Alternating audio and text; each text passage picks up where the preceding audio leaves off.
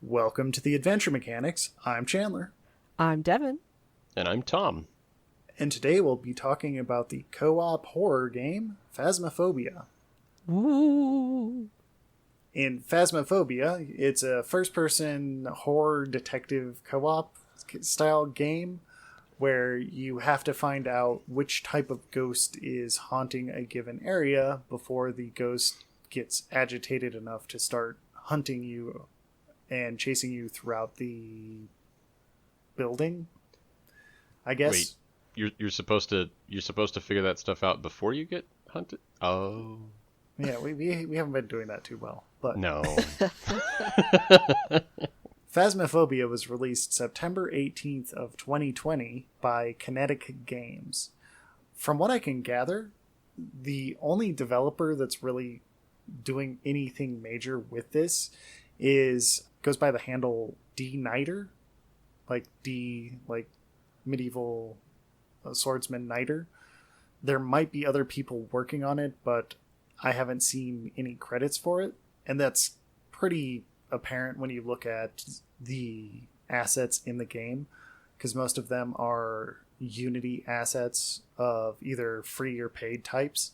There are multiple other games that have the same style, and amusingly enough, people that are huge fans of Phasmophobia are actually really defensive about it and like say, oh no, that's the high school from Phasmophobia. Well, guys, it's the same assets.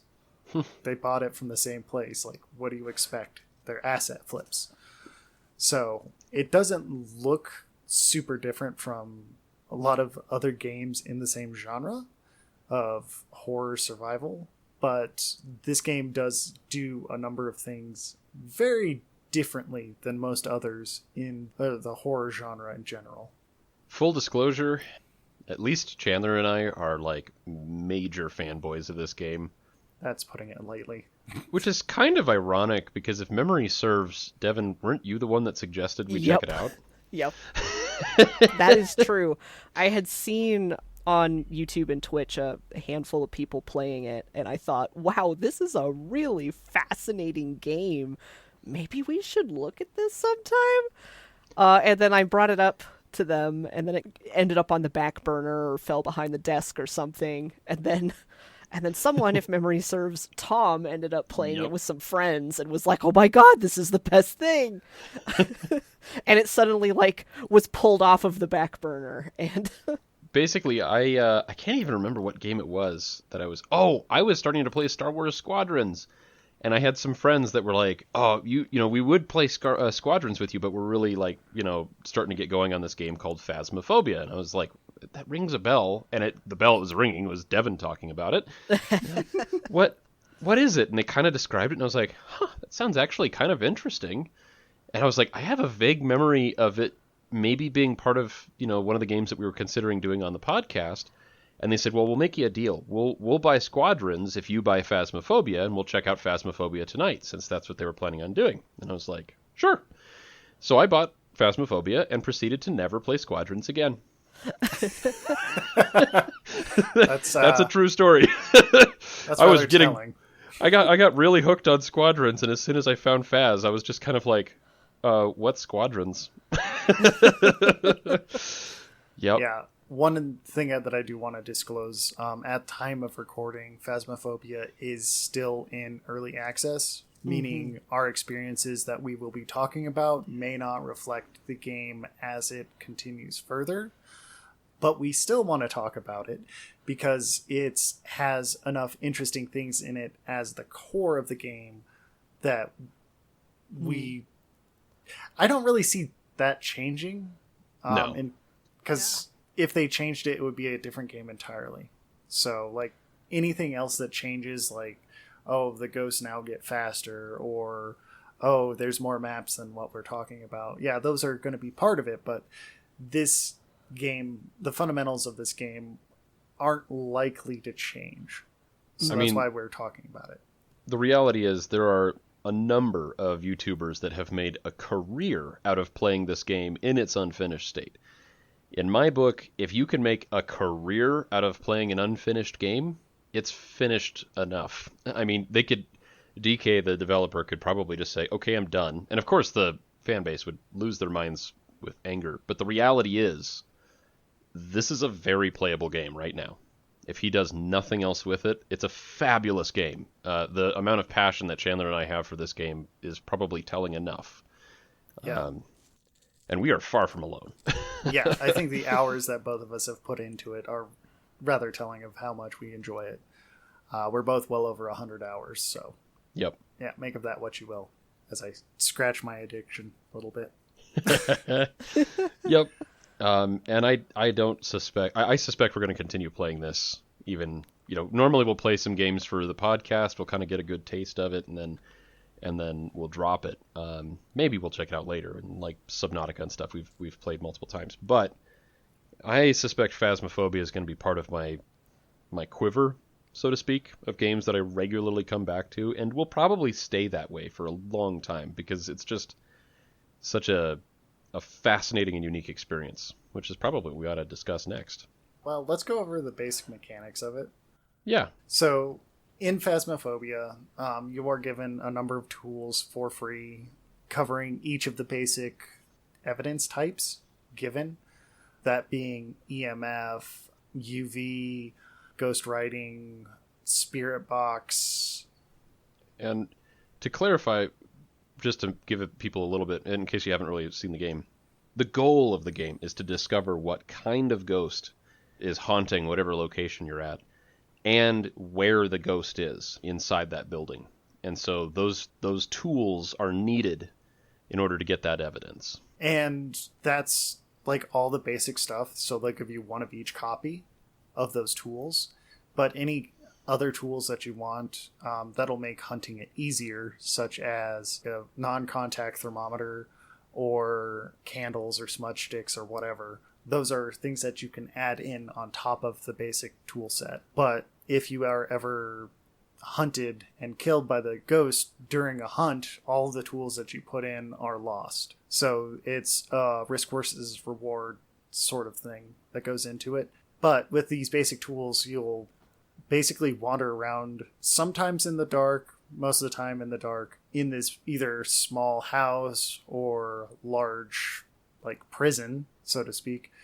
Or, I should say, ranging from a small house to a prison or asylum in terms of sizing. And you will be looking for the ghost as a meter they call sanity kind of drops down as you stay in the dark longer, or see more otherworldly experiences, like having the ghost ha in your ear, or directly show itself to you, or slam the door in your face, or throw things at you, or whatever. And as that meter goes down for you and the rest of the people on your team as a whole, the likelihood of the ghost hunting you goes up. So by the time you hit the 50% mark, almost every ghost type will be able to hunt you. And then the game goes into like a different stage of the investigation where you have to get the remaining evidence that you need before the ghost either finds you or you get caught or whatever. Yeah, and it's an interesting game mechanic in that, in a lot of games, especially modern games, and we've kind of discussed this before with Subnautica, there's kind of a fighting element. It's probably the biggest trope about games is that, like, I swear 90% of games are about fighting something.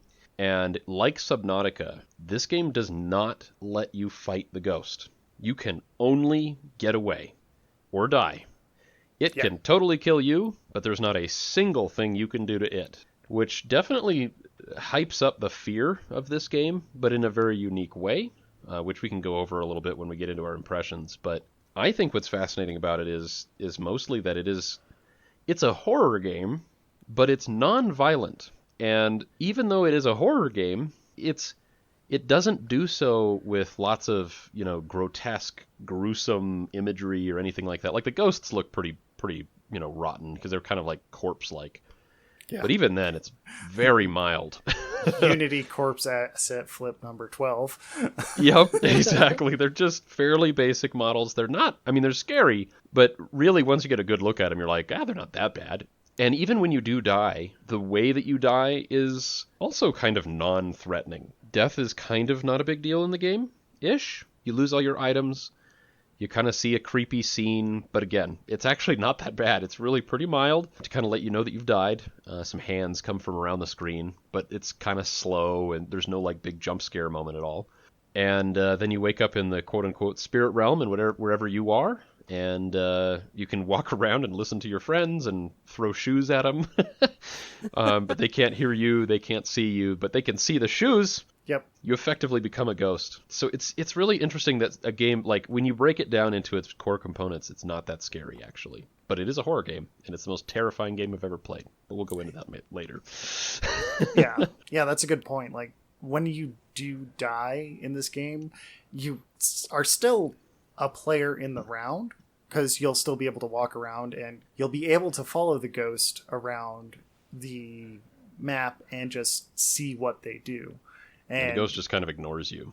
Yeah, the ghost doesn't even acknowledge your existence. You're dead, so it doesn't care. But you can kind of get a feel for what the ghost behavior is when you die. So it almost gives you an advantage in that weird sense. Like, yes, you died, but now you're behind the scenes seeing what is actually going down, so to speak. Like, you don't see the ghost the whole time, but when it does reveal itself, or when it is hunting, you do see it the full time. If you're alive, and it's no longer a threat. Yeah, and if you're alive and it's hunting you, it'll blink in and out of existence. So you do get to see more of the ghost when you're dead. Yeah, which is a nice touch. It's actually really kind of fun. There's kind of a weird, when you're playing the game, there's kind of a weird lead up where when you're getting hunted, you're progressively getting more and more and more terrified, and then when you die, you're just kind of like, oh. And there's like a feeling of relief. All the anxiety and stuff sort of drops away. And then for me, it usually becomes a comedy show, screwing around with my friends. Yep. So if you're someone who is adverse to really, really scary games, like I am, this is actually more approachable than you might think. It's probably the most approachable horror game I've ever seen, because I hate horror games, and this is one of my favorite games of all time.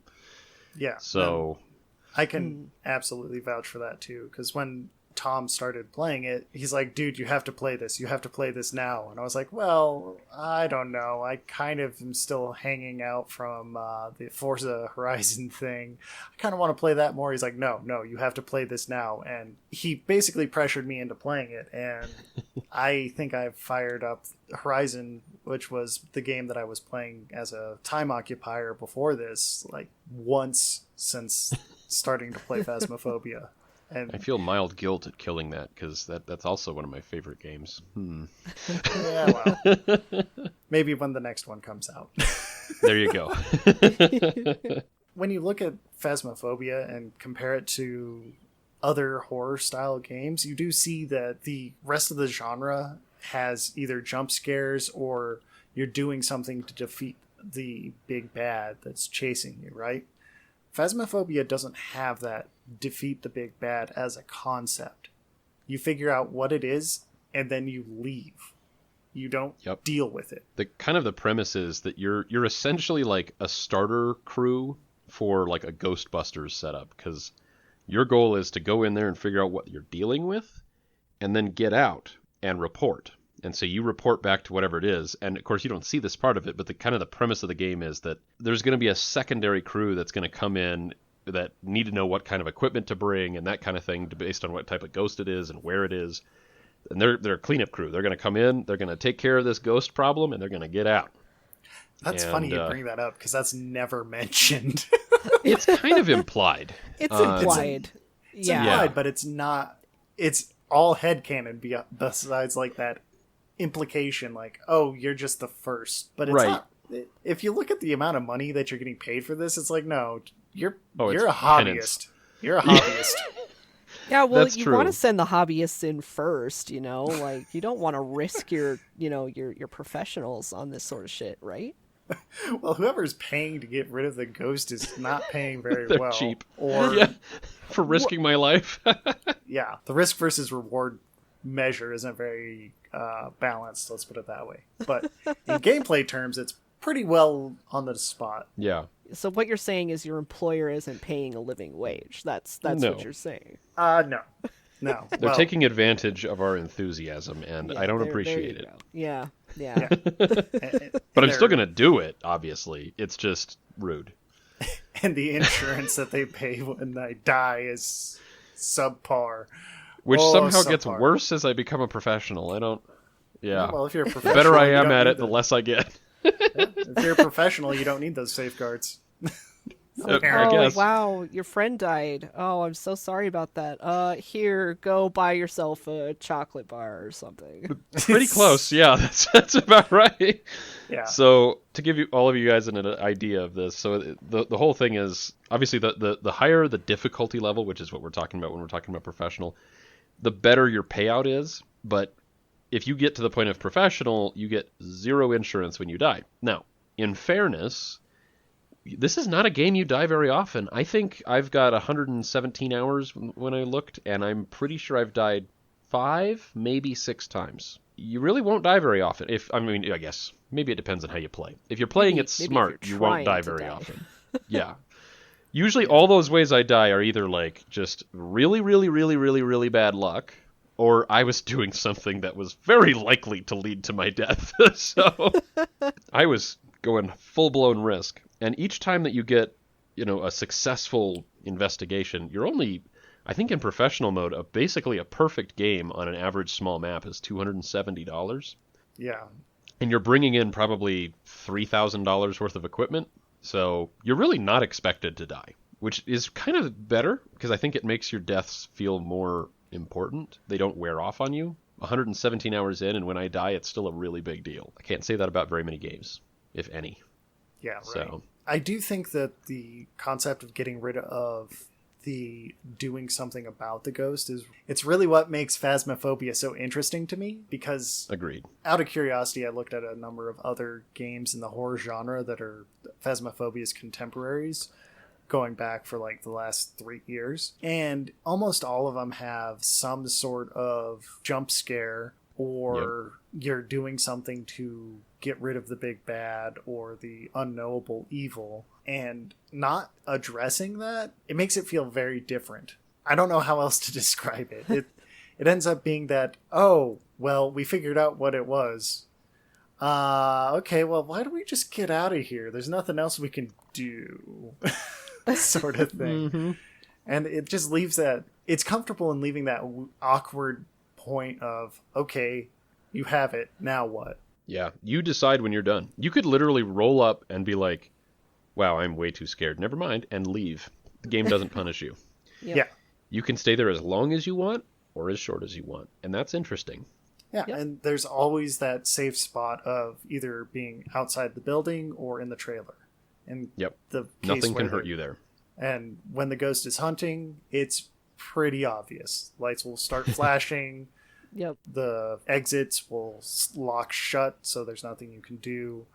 Typically, there's a number of places to hide in any given area, so you can hide from the ghost, and while you're hiding, you have to be quiet, and if you make a lot of noise, the ghost will find you, and you'll end up in the spirit realm.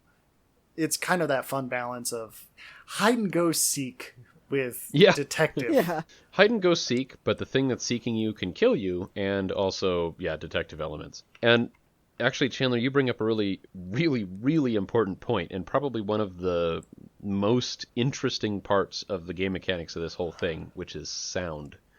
This game uses a really fascinating mechanic where it does voice to text to determine when you're talking to the ghost and just listen to you in general. So when you're using voice chat to talk to your friends, the ghost is listening too, and the game accounts for anything that you say. So if you use swear words, there's a bunch of key phrases that you can use. If you use the ghost's name, because you will get that at the beginning of every mission, it kind of kicks up activity from the ghost and potentially angers it. And it will initiate hunts, it will initiate ghost events, it will initiate interactions of some kind. In some cases, including things like the spirit box or the Ouija board, the ghost can actually speak back. You can ask it questions and it will answer them, which is, as far as like a immersion side of things go, just so cool. Yeah. Yeah. It is so cool. It makes it feel so much more real. and really helps. Yeah, and I honestly think that that's like the biggest selling point of the game is the fact that it uses that technology as part of the game mechanics, where you are interacting with your friends over voice chat, or whoever you're playing with, but like the ghost is interacting with you too, and you're potentially interacting with it. I've seen games in the past. Ironically, the one that we recorded prior to this, Forza Horizon, has a voice to chat feature where you can talk to like this little navigation lady and she'll help you do things. Yep. And in that game, quite honestly, it is 100% a gimmick. I never even used it. I didn't even know that happened. Yeah, Oh, yeah, you can. Yeah, it does. But I never used it either. Yeah, Oh, wow. you can use it. It's who cares? It's a nothing. This game makes it a primary game mechanic. This is really interesting. It's like a new technology. It's fascinating when somebody can grab onto a technology that is relatively fresh, because I mean, obviously this isn't something you regularly encounter in games, and immediately put it to such good use, where it's like not just in the game, but like one of the primary pillars of how the game works. Yeah. And just kudos to DK for figuring that out, because that is really cool. Yeah, that using that as the strange attractor is Yeah. quite immense. That is bottled lightning. The only other game that I can think that even attempted to do something like this is, I think it was kickstarted as Close Your Eyes. Live life one blink at a time, where it used your webcam and then detected where when you blinked and it would go to the next scene. But I don't even think that game is still like that anymore. I haven't played it quite yet, but it is one of those things where it's using a novel peripheral and in a novel way, because who wants to use their mic when playing a game? Like, I'm a hardcore solo player. Why would I want to do that? It's just not something I do. But every time I play, especially when playing solo, I still put the headphones on and pull the mic forward, because the game demands that I use the mic, and I enjoy using it. It's a hell of a lot more immersive than I expected. Mm-hmm. Agreed. It's interesting to have such a small developer not just find that unique mechanic and that one use case that makes it just work beautifully, but also to execute it so well. It works really seamlessly. You have to play the game a lot to realize the limitations of it, where it starts to feel kind of bot-like, where you're like, okay, I know the responses, I know what's possible to say and what it's going to hear and what it won't. But when you first start playing, it's so scary, because you know that the ghost is listening, because the game tells you in the very beginning when you fire it up, it's like, hey, make sure your mic works, the ghost is going to listen to you. And you don't know what's going to trigger it, what isn't. And what I found for a lot of new players, and especially watching myself play this game for the first time, you start to make the game bigger than it is. It does a good job of making you think things that don't actually matter really matter, just based on timing and stuff. You might say, like, are you angry? And a hunt starts and you're like, oh my god, I made it mad. Reality is there was probably a timer, there's an equation taking place, that is figuring out what your sanity level is based on the amount of activity you've got, what type of ghost, and there's a lot of math going on that's really figuring that stuff out. But when you first start playing the game, you don't notice that. It feels eerily real. Mm-hmm. And that really cranks up the fear factor. The immersion in this game is intense. Yeah. Like, really intense. I've played VR games, and this, in many ways, which, by the way, is VR compatible, but I haven't played it that way, without VR, felt more real than most VR games I've played. Like, you forget you're playing a game at some point, and I've just about leapt out of my chair when it started unexpectedly, or I saw the ghost and it came flying towards me or something like that, and it scared the hell out of me. But in a way that is fascinating and not annoying, which most of the jump scare type games are annoying to me. Yeah. So.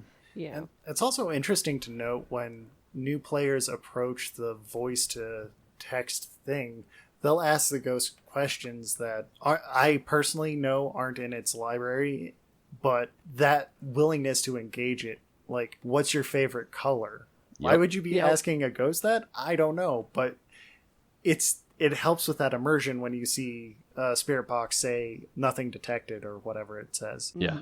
And it's like, oh, okay, well, maybe I'm not asking the right questions then. But it's very hilarious to me that still happens. And even when you're just messing around in the game later on, you end up asking just off the wall questions, and it's genuinely surprising when you get a response. Like, Yeah. just Yeah. out of boredom, one time I just asked, "Do you want me, baby?" And the spirit box responded. I was like, "Oh, well, now I know what my favorite question is." Yeah. And do you want to smash? Yeah, when you first start playing it, it's just terrifying, and everything feels incredibly real. And yeah, you ask a lot of questions that the ghost doesn't really understand, but you're not sure of that. And sometimes it responds, and it's you again, you're coming up with this like almost fake headcanon of what's really going on. And then later, once you start to kind of feel out the mechanics and you start realizing what it can and can't do, and in both Chandler and I's cases, if you dive into doing probably more hours of watching YouTube videos on how to play the game than you of actually playing the game. Which is saying a lot. Yeah, because I wanted to know. I was so intensely fascinated with it that you start to get to like what Chandler is talking about, where you're kind of just messing with the ghost. Do you want to smash? That question works. Very Go well. ahead and try it. And then it becomes very funny. It goes from a horror game into kind of a comedy game that occasionally punches you in the face with terror. Yeah.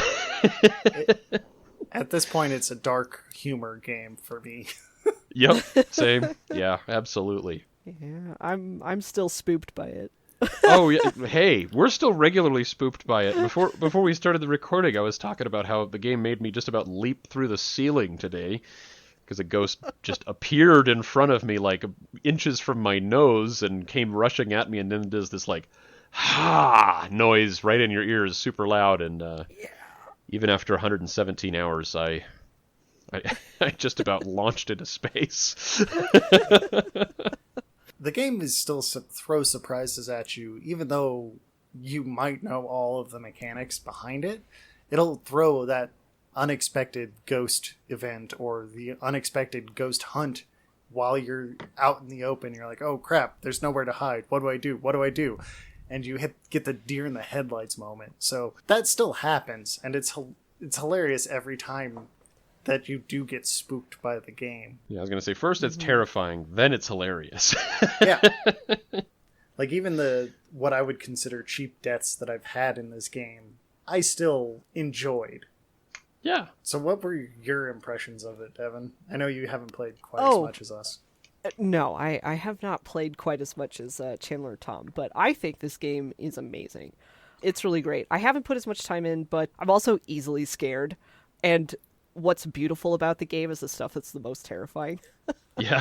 Yeah. Which is honestly like the ambiance of when you go into a location, like even just a house. Like as soon as you cross that threshold, there's this sort of like low hum that plays when you're in the house that doesn't play when you're outside of it, and it's just sort of like low key unsettling because the house is completely empty, it's completely dark, you know it's haunted, you know that there's a potential that the ghost could get you, and it's just like really unsettling just walking around with your flashlight, which doesn't seem to light up anything, but you know what, real life flashlights are the same way. This little circle of vision. Yep. And then you have the spirit box, which I mean, I absolutely love. I love the spirit box because of that way that you interact with the ghost, and like Chandler and Tom were saying, like you could just say things and you feel like you're talking to it, even though it's not necessarily a question that's in the ghost vocabulary to understand what you're asking. But spirit boxes are fucking creepy. Even Yes. watching like ghost hunting shows or whatever, it's like whenever they're like, oh yeah, we're gonna like record the sounds going on in this room and leave and we'll see what happens, and I'm like, that's creepy as fuck, I don't like that. No. So holding it in the game and being like, are you here, are you angry, And then you get die. and then you get attack, and it's like, no. But it's so good, and I can't like really put my finger on what is so great about it, but one thing that really strikes me about it is how like the game loop, like even if you die, like, you know, you'll lose anything that you put into the kitty, you know, any of your equipment that you put in, but you respawn at the end of that mission. Like once, you know, your buddies leave, you respawn back at the hub alive and well as if nothing happened. And it reminds me a little bit of the show Are You Afraid of the Dark? with like, you know, the kids around the campfire and they tell a scary story. Like they like sneak out at night and they tell a scary story, and then like that's the framing narrative of this kids horror show. And then they like leave at the end of the night, like after the story's done. Like this game has, the loop is very like that, where it's like, oh yeah, we're gonna go hunt this ghost and we're gonna go to this place, and then you go there and then you do the game, and whether or not you die, like all of these spoopy scary things happen, and then you end up back in the hub and everything's fine again. It's okay. Like none of it was actually real. Almost it's just this interesting way that works, because it is so scary, and then it like puts you back in like almost a very comforting space after you've been in this like scary location, even though like, you know, the hub is this garage that's been converted into this hobbyist ghost hunter. That is the shankiest garage too. Yeah. It is.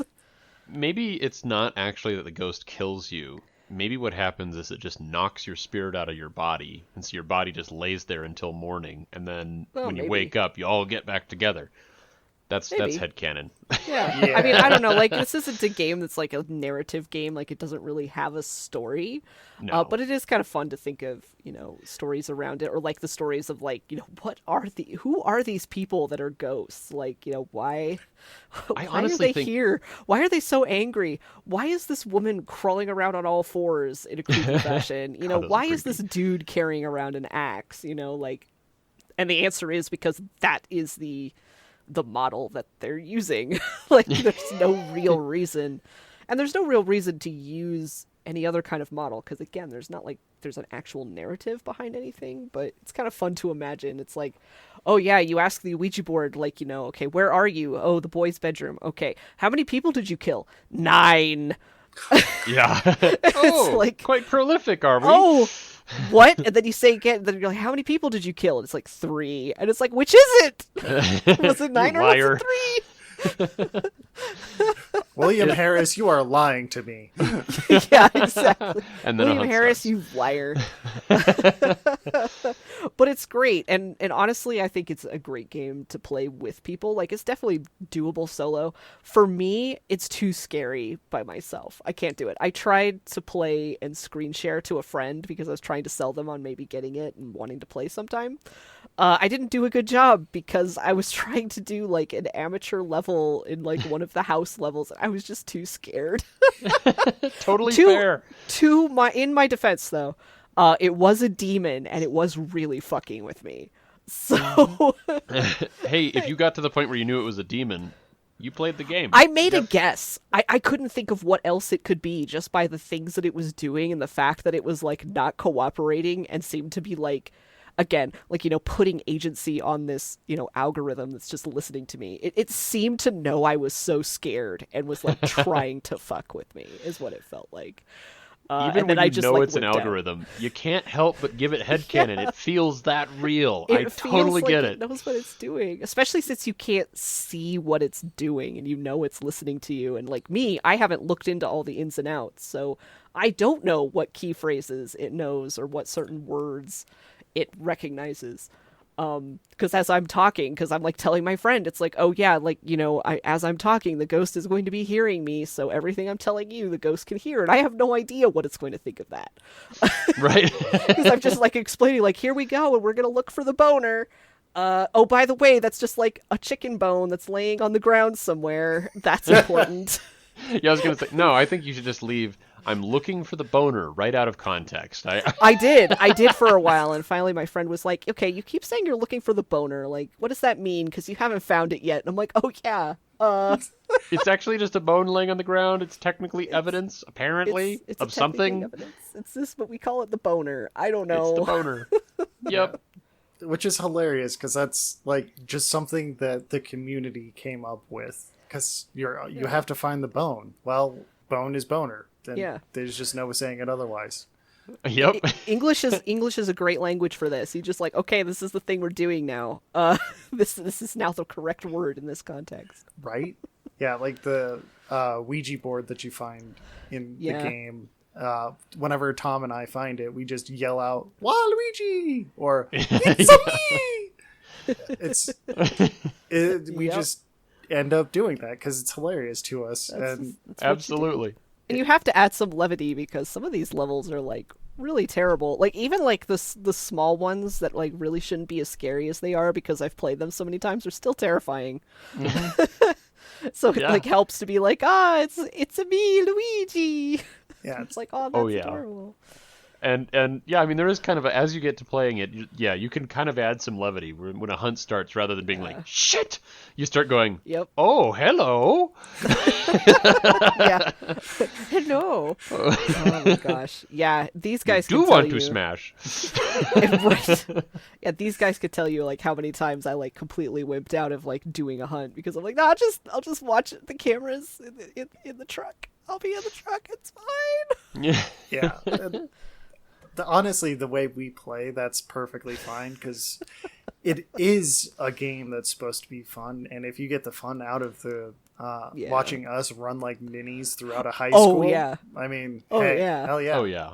I honestly, I think an important note about this game is this is probably the single most fun game to not experience yourself, but to watch someone else play. Absolutely. It is a riot to watch. It's almost as much yeah. fun as playing it. yeah. I get a lot of enjoyment out of watching like y'all play it and other people play it too, but like it's as fun to watch. And I'm still spooked. Like I still jump, I still gasp, or I still yelp. Like even if I'm just watching, like they're streaming it into our Discord, and then like all of a sudden the ghost goes really loud in someone's ear, and I'm like But it's so much fun having you in there and being so polite to the ghost with the spirit box. That's true. Yeah. Because She's the so spirit polite. box is so scary to me. I'm like, okay, I'll just be really polite. It's so It funny is. though. It is honestly terrifying to use a spirit box because Oh, you gosh, have it to turn is. the lights off, you have to be in the ghost room, and you have to hang out in there a while because it doesn't always respond. Yep. And Yep. so you're just sitting there in the dark by yourself because, by the way, a Yep. lot of ghosts won't respond unless you're alone. So you're in Yep. there by yourself just going, are you angry? And you'll ask a few questions and you'll be like, oh, I don't think, this thing's a spirit box ghost. I'll ask one more question, and you will, and it'll suddenly respond. Yep. And in Devin's case, she goes, "Oh, thank you." Yep. Leaves. I think the first time it happened, I think I'd like I wasn't getting a response, and it was like, okay, where are you? Behind. Okay, thank you. And I tossed the spirit box on the floor and I left. I'm like, I'm going back to the truck. I'm done. And it gets Chandler and I every single time. It's so funny. So funny. Yep. Like, it's not me Yep. judging you. It's just the concept of like somebody asking a question, being absolutely terrified but determined to get a response, Yep. getting a response, and then just noping the fuck out. But thanking the ghost, Yeah. politely. Are you angry? Attack. Okay, thank you. Oh, yep. It's great. It's absolutely 10 out of 10. Yeah. Oh boy. I mean, that's probably the most rational move in that situation, but That and please sign my book. Thank you. Uh-huh. Can you sign these consent forms? yeah. We've played with all the evidence far too much, so like all of the evidence has like its own little joke head canon for Yep. us. And My favorite is, can you sign these consent forms so we can take pictures of your feet? Which you can get footprints if the ghost walks through salt. It'll leave these little UV, footprints as it walks around, and you got to get it to you lay a book out, and it'll like put all these satanic things on it. It'll say can't run, die, die, die, and that's our consent form for foot pics. yep. It works. So, yep. It's what keeps the game like incredibly entertaining. I think there's probably, what would you say, 20-ish hours of like original, like that original terror of playing the game, and then after that it starts to kind of peter off, and then it becomes just hilarious. It becomes performance. Yeah. Yeah. Like Yeah. once the terror, kind of the horror ambiance wears off, it becomes a performance. Because not only are you performing for the people that are with you, but you're also performing for the ghost. And Yeah. although it's kind of an algorithm, and you know that in the back of your head, you still want to like do something entertaining, right? You still want to put on a show. Yeah. Yeah. And Maybe this is why it's so entertaining to watch. oh, absolutely, absolutely. I think so. And I can guarantee if you're playing solo versus playing multiplayer, you will play very differently. Like, Yeah. I tend to play a lot more conservatively when playing solo because I have all this stuff, and I'm kind of more concerned about the stuff going and getting taken away, as opposed to like playing a multiplayer where it's like, oh, well, we have this one extra thing that we need to do for extra money. Let's go do it. I think I can do it. I think I can get away from this ghost that runs twice as fast as me. I think I can do it. Let's go antagonize the thing trying to kill us that can outrun us, that we can't quite see, and we don't know when it's going to attack. Let's do it. Yeah. And we walk into the room and we, start shouting profanity at it and calling it all sorts of rude names, and then when it attacks, we thank it. And then walk out of the building. Yep, exactly. Because you can't run. Oh, it's great. Yeah. There is no real run in this game. You just kind of like saunter forward slightly more quickly than you walked forward. Yeah. It's you know how when you're in a dream and you're trying to run away and you can't? That's the speed you run at. Yeah, that is a really great description of that quote run speed. It's very much like that's very much what it's like. Which again adds to the terror because you feel like, oh my god, this is a nightmare and I can't run. I'm just casually walking away from this thing that's trying to eat me. Yeah, because in real life it'd be like, no, you'd be booking it. Like, oh man, there would be no like shuffling forward at a leisurely pace. Oh no, there would be no. jumping through windows if the door is Yes, locked and be... you can't unlock it. Yeah, like, nope, I'm out of here. Yeah, exactly.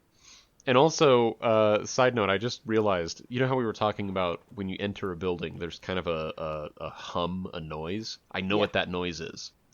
Have you ever been in a situation where maybe you're camping or something like that and you think something might be outside the tent and you're really scared, and you go into fight or flight mode and your hearing becomes like almost supernaturally good? You'll get this kind of you can almost feel the silence because it's so intense because you're trying to hear what's happening. That's what the game is simulating. Oh, interesting. And it does a damn good job, I think. I thought it was more like just the normal house processes, like central air or something running. That then, because of the scariness, it is heightened in your hearing. But that's really good. That's good. The game is just like, you should be scared. Yeah, well, I think it does. Your whole body is thrumming. You should be scared. I think that noise is like a subconscious thing. Like whenever I'm like really scared, like my ears are almost hurt. They're like straining to hear. And you'll get like that hum. At least I have. And I think that when you have a memory of being that scared and listening to that and hearing that, and then you walk into a building in the game and that noise is played to you, there's a subconscious thing in your brain that happens that goes, okay, high alert. Oh, there's certainly something in your brain that goes high alert, because every time, like, when I was first watching people play it, like on YouTube and Twitch and stuff, I didn't notice that noise because usually it's balanced so that you can hear the people talking because, that's the thing. You don't hear as much of the game audio. But then when we were playing it together that first time and we walked in the house and there was that noise, I went, oh no. Yeah.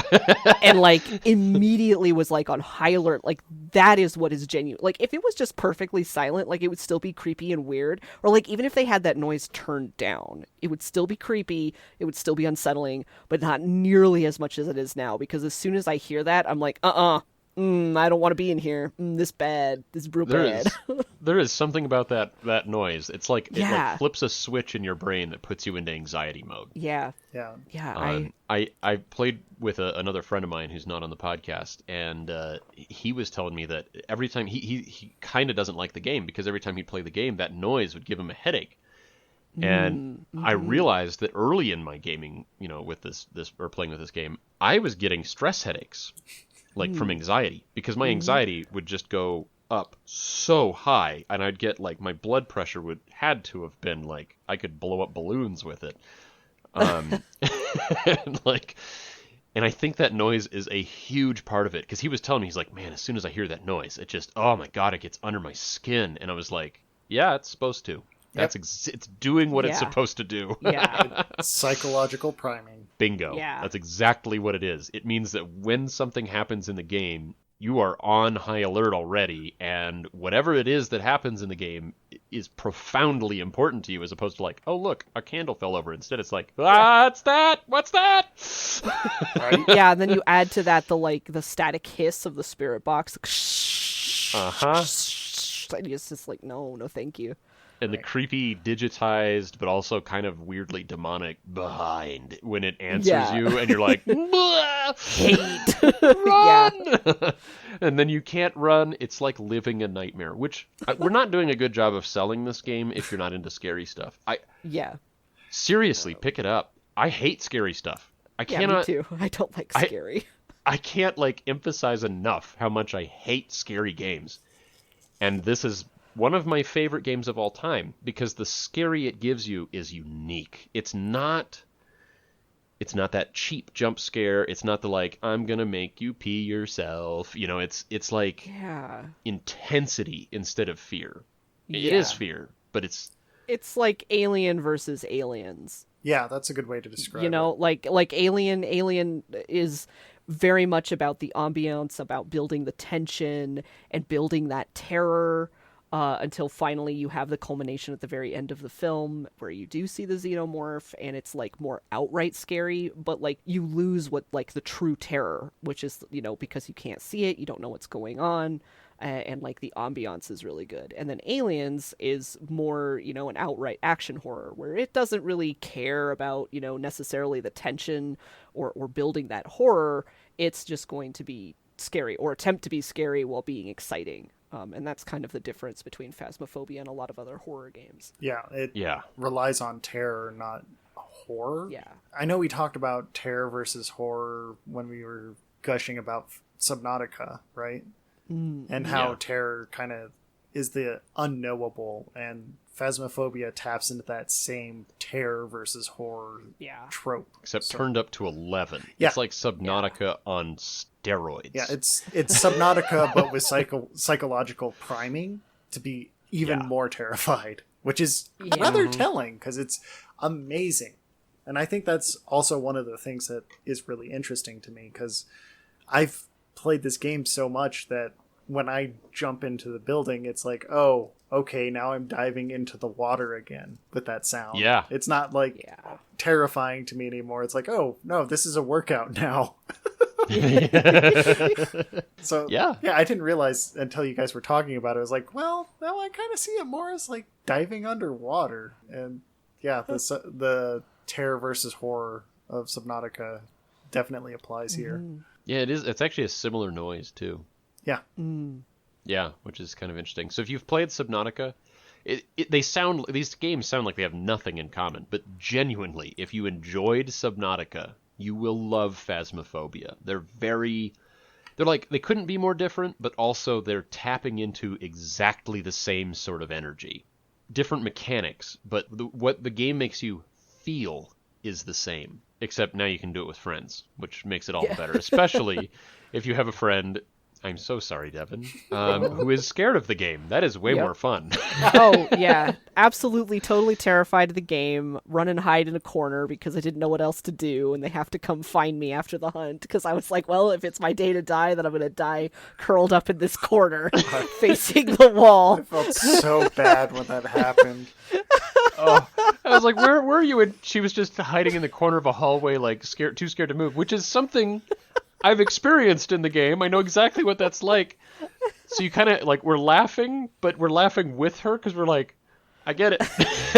Yeah, I I felt really stupid. I was like, I didn't know. I thought we were going to go down the stairs. I thought that was the route. And it was like, no, we were going to go straight. And I was like, damn. I went down the stairs and then I didn't know what to do, so I just curled up in the corner and was just like, well, if I die, I die, I guess. Hey, it worked. Yeah, It did. I didn't die. that was like one of the few times I was like, oh shit, this noob, oh god, where did we leave them? Oh god, no. Where did the noob go? What are they doing?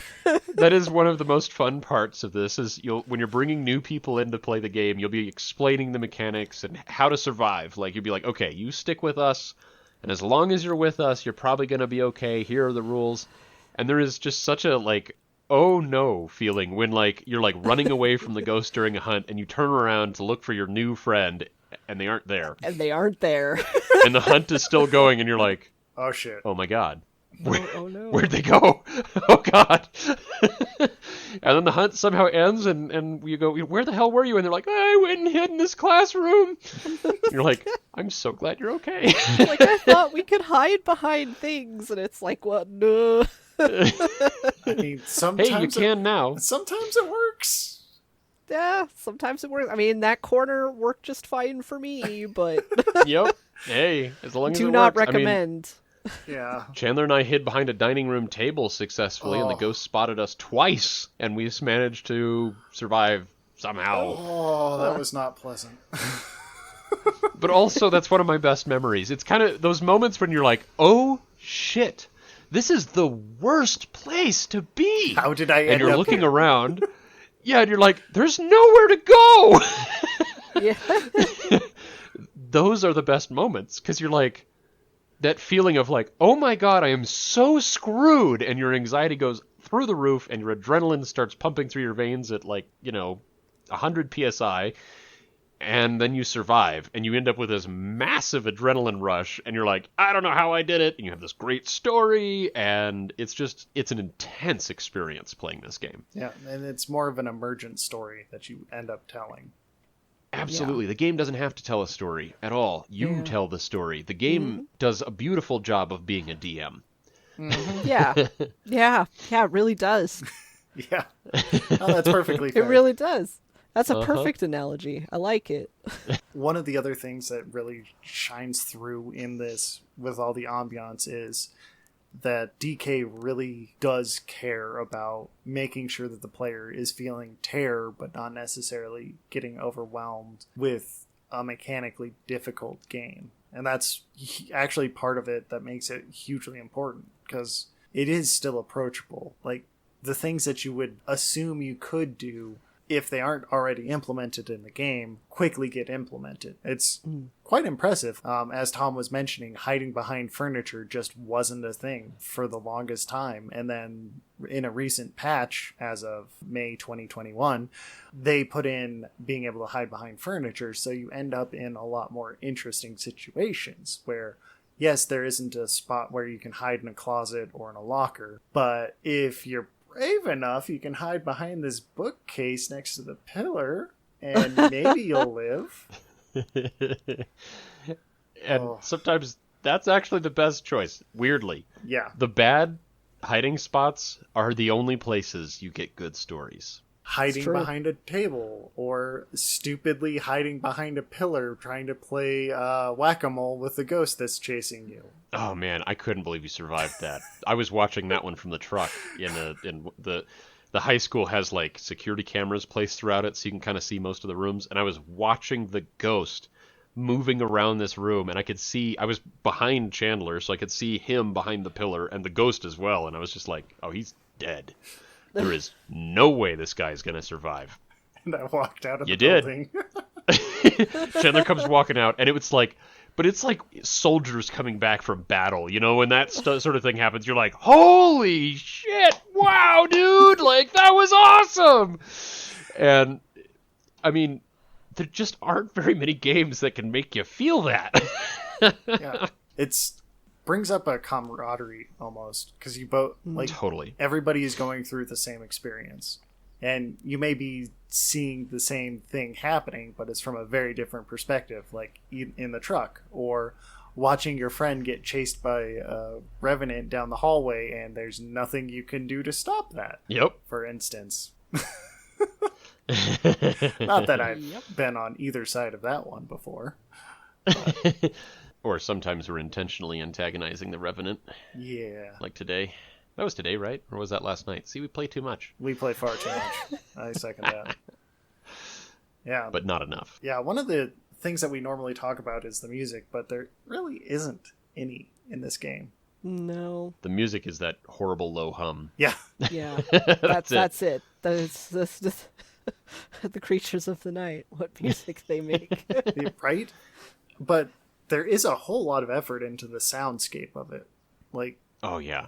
The sound Yeah. design is Oh, master yeah. level. not only is it just that low hum, which in a normal circumstance would get quite annoying, but if you go to like the large map, it makes an echo sound. And if the ghost is close to you during a hunt, you hear a heartbeat. Or if you're close to the ghost when it is like revealing itself, you hear like unsettling crackling or something like that. I can't really describe it. How do you describe the ghost being like super close to you when you reveal it, Tom? I would say, well, if I haven't actually watched it, but I've watched clips of it. But the ghost makes like the grudge noise, Yeah. and it is perfect because it's horrible. Yeah. You hear it and you're like, oh god. Yeah. And you can hear its footsteps, and they kind of echo, and and the game does a really good. The other thing that's really important to say about the sound design is when other players walk away from you, the sound walks away, so you can hear where your friends are. If you enter like a big map like the Asylum, and someone finds the room, we'll often just have them say, I'm over here, and you can find the person based on them talking, which is awesome. But it also works with the ghost. As the ghost is moving around, of course, it's getting louder and quieter, and footsteps are. And if you can't see the ghost, for instance, if you're hiding in a locker or something, and you hear the thwomp, thwomp, thwomp, thwomp, you're like, whew. You gave that to me, and I'm not even playing the damn game.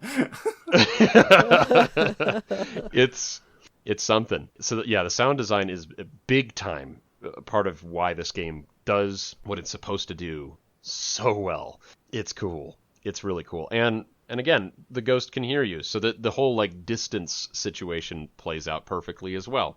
If you're hiding in a locker on the other side of the map, you can shout your brains out. The ghost will never notice, because as the sound is fading out for other players, it's fading out for the ghost as well. But if you start shouting, at least with this more recent patch, if you start shouting in the locker, even though that's a supposedly safe place to be, the ghost will blow the door off of its hinges because it can hear you and kill the hell out of you. Oh God. Yeah. Yeah. Oh, have you not played since the most recent patch? No, I have not. Well, Yeah. well, I watched you guys play a little bit, but you didn't tell me about that part. Yeah, you have to be quiet. Yeah.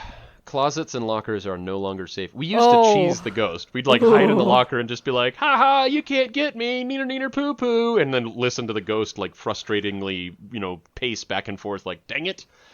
They're hiding in a little, wooden slatted closet. I can't go through that. Yeah, now they can. Yeah. Yeah, I guess that makes sense. It makes sense that they should be able to do that, but that is now like even more scary that nowhere is safe. Yep. There's nowhere that's safe in the game. Anywhere. Well, except outside and in the truck. But the other thing they added in the most recent patch is that it used to be that you could just cheese the ghosts by running away from them. As long as you could keep running, you could outrun every single ghost but one in the game.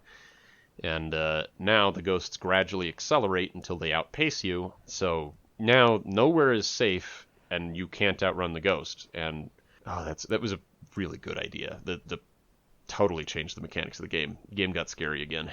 Yeah. And that's also indicative of the passion DK puts into the game, because that is what he was seeing was the players more fucking with the ghost than anything, right? They were hiding in closets, and looping them, and just making a whole ruckus, and that kind of went against the core of priming the player to be terrified. And so he, to his credit, spent a lot of time balancing those parts of the game where now it is still terrifying again. And it's not like the ghost is gonna just start sprinting at you unless it's a very specific type of ghost. It'll slowly ramp up over time. And it's not like the ghost will keep that speed for the next hunt. So it is a very careful balance that he's keeping with it. He's doing a beautiful job of balancing everything. There's no doubt of that. Absolutely. Well, do you guys have any other thoughts on this? So many. I know. But... like so many stories. So many stories, yeah. I think I've basically covered the thoughts portion. But yeah, because there are so many tales you can tell of, you know, scary or funny things that happened. Like sitting in the truck and being like, why is the camera flickering like that? And then realizing it's the ghost, which is like on all fours crawling woman, like against the wall trying to like leave the room or something, and it's like, oh, I don't kill like your that. friends. Yeah, it's like, oh, I don't like that. I don't like the fact that I can see her on the camera right now. Oh no. Oh no, wasn't my buddy just there? Oh. Yep, it's like, oh no, a hunt is going on, so I can't like radio to my friends to let them know what the ghost is doing because that could alert her. Yeah, that's another point. If you use the radio, I don't even think we talked about the radio. If you're too far away to be heard, because we talked about the distance thing, you can use a little like walkie-talkie to talk to your friends. Yeah. And then it has unlimited range. But yeah, during a hunt, all it does is static. But the problem is it does static on everybody's walkie-talkie as soon as you key the mic. So if you're hiding in a closet and all of a sudden your friend is like, oh my god, are you okay? And they key the mic, it'll go, and the ghost will go, there you are. Found you. Found you. Yep. Oh, it's so great. And there's lots of those little minute details that the game just totally gets right. The stuff that is important to create the right ambiance is all just, he's nailing it. I can't wait to see where this thing goes from here. If there's any thought I have on the game, it's this. No matter what you're into, seriously, check this game out. Especially if you can convince one or two of your friends to check it out with you. It is one of the most unique experiences in a video game you'll have, and it is totally worth their time. In 2021, when we're recording this right now, there's just not a whole lot of games out there that can make you feel something unique. And I know we've talked about this before, like Subnautica is like, oh my god, we were all fanboying about it and fangirling about how good it is and how unique it is. This is the same bottled lightning of like, this game pushes buttons I haven't had pushed before in other games, and that is cool. Yeah. So check it out. Mm-hmm. Yeah. Mm-hmm. Yeah. Normally, I would say let's talk about how to improve it, but honestly, it being in early alpha access. And early access, I should say, it doesn't really make a whole lot of sense to do it. But I'd say it makes more sense than normal. Well, I mean, that's what the community hub's for. You can add it there. Yeah, yeah. I was going to say, we might actually have an effect. Well, if we want to have an effect, we should probably engage with the community a little bit more. But that's me being more of a peanut gallery person.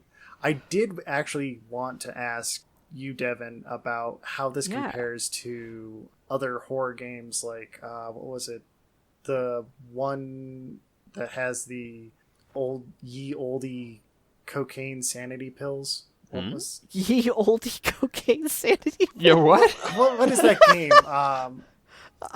Can you give me a little bit more information? I don't know. That seems like the perfect amount of information. I mean, it is an amount of information. That's the one thing sure. No, it was...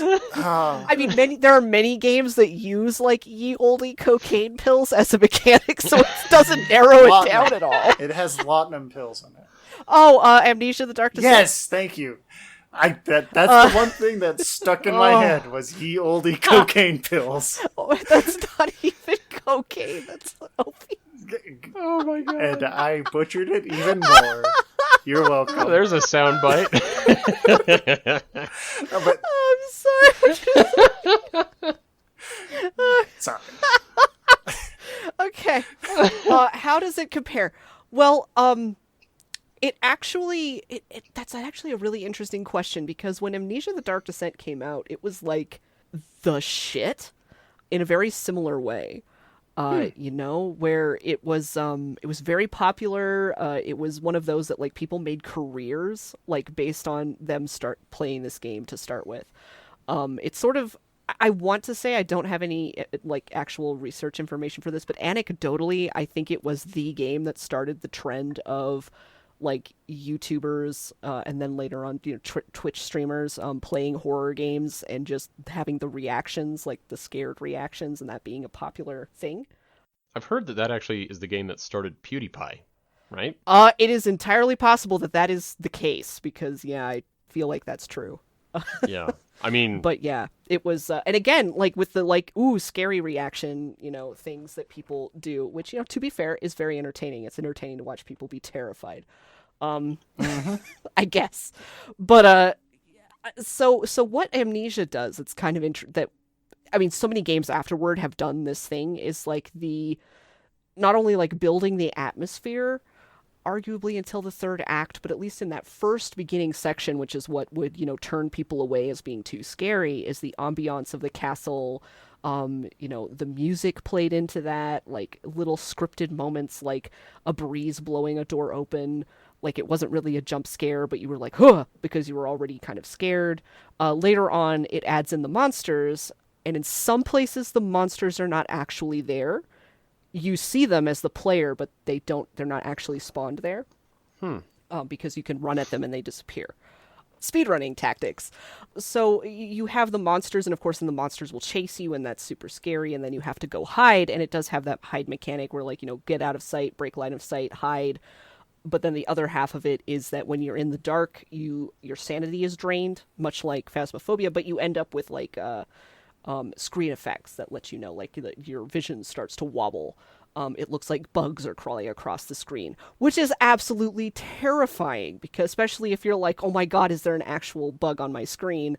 And then you punch your monitor. And things like that. You hear noises and things like that. So I think Phasmophobia does a lot of similar things with building that ambiance and that atmosphere to be scary. Having little things happen that aren't really jump scares, but they're unsettling. And then always having that fear that the, quote, monster, in this case the ghost, is always looking for you. And at any moment it can choose to chase you. And then you're going to be in deep shit and you've got to get away. You know what I mean? If you want to survive. Yeah. It does a lot of the same stuff. And I guess you could argue that, in fact, it takes those core ideas and then puts it into a game without any real story. Because the way that you keep going forward in Amnesia is that there is a story that the player character, Daniel, has no memory and is like going through this castle, like trying to find a way out, but also trying to figure out what the hell has happened, that he doesn't remember anything. He's left notes for himself that is very cryptic. What's going on in this place? And what is this weird slime stuff that's chasing him? Also, the water monster in that is just so scary. So scary. But the ghosts in Phasmophobia, I think, are a lot like that water monster, because you can't see them until they choose to somehow show themselves. And then it's like, they're there, but you can't see them. And you don't know if they're looking at you or not. Yeah, that's 100% right. That's accurate. Yeah, so, I mean, it does a lot of similar stuff. And I think just bringing in the multiplayer component, having a level of interaction with the game that you don't normally get in a video game, that just, like, brings it up, as we talked about earlier. That just, the engagement with the text, if you will, is just that much greater because of that. Like, because you're no longer just like, oh, I'm moving through a space and trying to accomplish a goal. It's you're actually engaging with the space while you're trying to accomplish a goal. Yeah, you're being forced to hang out in the most dangerous part of the house to accomplish the goal. But you have to do it willingly, which means you have to overcome your fear, which is really cool. Yeah. Yeah, it puts you in these, like, basically high tension situations, and you have to manage that, and then, keep your cool enough that you don't die. Yeah. That you can escape, not get caught. I have definitely died in this game multiple times just from a jump scare, which again, the game doesn't intentionally jump scare you. It'll just, like maybe the ghost hunt will start when you don't expect it to, and or it just appears in front of you and you're not expecting that. Yep, and I had a time in the one of the smaller houses where the hunt started, and I jumped so severely that it like spun my mouse around because I have a fairly high DPS mouse, and so I didn't know which way I was facing, and instead of running away from the ghost, I panic ran at the ghost. That didn't work out very well. No, Yeah, that doesn't work out. Yeah, I've done many of the throwing my mouse because I was so scared. Yep. Like the one time it appeared and I was supposed to take a picture of the ghost and the ghost appeared and it startled me. I wasn't expecting it and I was like, take a picture, but I threw my mouse at the same time I was clicking the picture button. And so I took a picture of the wall and it was not helpful. And I was like, I'm sorry, guys. I tried to get a picture, but I was too scared. Yep. Well, that's entirely the right thing to do, though. Oh, yeah. And by the way, I looked it up, and I don't know if it necessarily... I think it launched his career, but yeah, PewDiePie basically... Yeah. That's... Amnesia is essentially, I think, the game he started that, really kickstarted his career. So there you go. Yeah. And, it's probably very similar. Lots of parallels to be drawn. Yeah. I'm excited to see what Psycho does after this. I know, right? I'm excited to see what the Twitch streamers that do Phasmophobia end up kind of growing into after they eventually exhaust Phasmophobia, because they're all very good.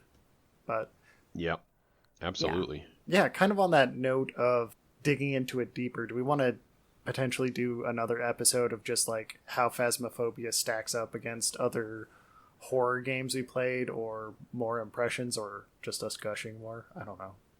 Maybe I think it would be kind of, I don't know if people would want to listen to this or not, but it'd be kind of fun to record a Phasmophobia stories. Yeah, we could absolutely do that. You guys have some great stories of stuff that's happened. I might be biased, but I think some of these stories are absolutely hilarious, but also when you think about it, that's terrifying. Yep. They're always terrifying in the moment. It's after we survive or don't that they become funny. Yeah. True. Yeah. It's we could laugh about it now that it's over. Wait, you decided to hide in the ghost room? Why? I can't believe that worked. Neither can I. Well, okay. Well, why don't we kind of use this as a good spot to kind of cut this a little short, and then we just do another episode of talking about Phasmophobia then. Yeah. Sure. Yeah, we can do a fanboy fangirls gush over great game, but not very constructive. I mean, basically what we're doing right now, but even less constructive. Yeah. Yeah, absolutely. I'm down. Okay. More like a love letter. Yes. Yeah, I will second the love letter idea. Oh yeah.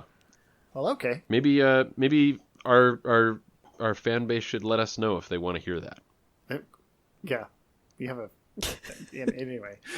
All three of you. I was going to make that joke. If you build it, they will come. I was going to make that joke, but I was like, no, I probably shouldn't. I feel bad about making that joke, but I see the numbers, so I could probably get away with that joke, but I really shouldn't. Hey, there's at least 3 people that listen to us, right? Probably? I hope so. I hope it's just not the 3 of us listening to it. I was going to say there's at least 3. There's at least 3. Fair. Perhaps a couple more beyond that occasionally. I don't know. Yep.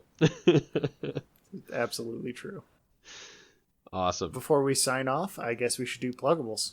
Where can they find you, Devin?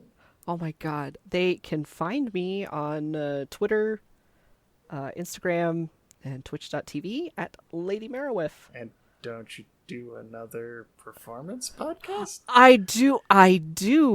You can also see me in a Vampire the Masquerade actual play streamed game on McStabber Studios, Windy City After Dark. We will be, we're on at the time of this recording, we're on a season hiatus, but season 3 will be starting in June. So if actual plays are your thing, or you like Vampire the Masquerade, you should check it out, because it's awesome, and my co-players are amazing, and all the characters are great. and shit about to go down. I can tell you that much.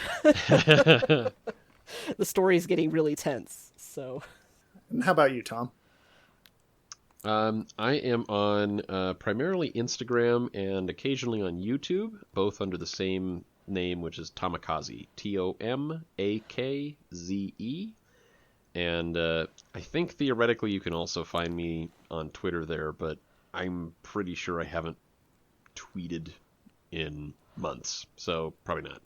oh, that's okay.